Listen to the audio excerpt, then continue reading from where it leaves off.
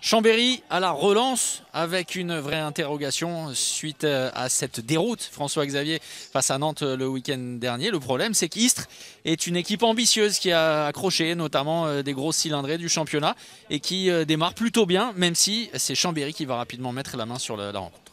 Oui, Istres bien en place, mais pas tout à fait dans le rythme. Les Chambériens sont vraiment volontaires, déterminés bien plus que ce qu'on avait vécu face à Nantes. C'est oublié parce que l'effectif chambérien dans cette partie est bien différent de celui aligné face à Nantes avec le retour, vous l'avez vu, de Barbascas, de Pierre Paturel, de Costoya qu'on verra beaucoup plus sur le terrain que face à Nantes, lui qui avait été disqualifié.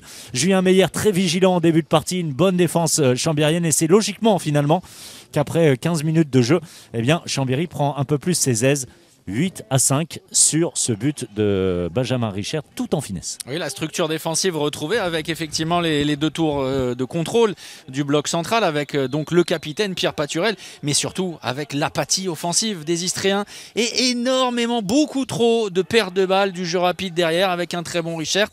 Mais c'est vraiment là qu'il faut sans doute trouver les clés de cette première période avec l'incapacité des Istréens à développer du jeu. Une fin de première période vraiment catastrophique. Mal géré par les Istréens, une dernière tentative de kung-fu entre Grigoras et Costoya, on en restera là déjà plus 6 en faveur des Chambériens, un écart largement accru dans les toutes dernières minutes de cette première période.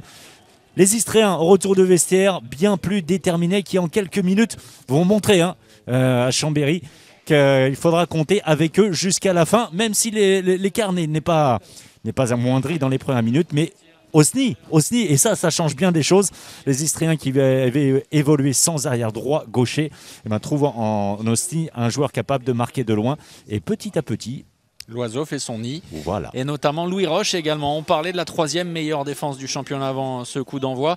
Effectivement, Roche qui a été un grand artisan de la remontée fantastique. Imaginez-vous 10-16 à la pause. Et puis en l'espace de quelques minutes, eh bien, Istres va refaire son retard, va grappiller, va même être en embuscade pour avoir des ballons pour revenir à une longueur. Oui, c'est le cas également avec Sevaljevic qui trompe Nicolas Portner de retour très très rapide dans les buts chambériens. Toujours un but d'avance pour Chambéry qui ne va pas craquer. Alors on sentait, ça se jouait à pas grand chose, mais finalement Chambéry a toujours réussi à trouver des solutions pour repartir à plus 2, plus 3 et Istres devoir revenir à chaque fois pas à hauteur de Chambéry, mais tout près de Chambéry.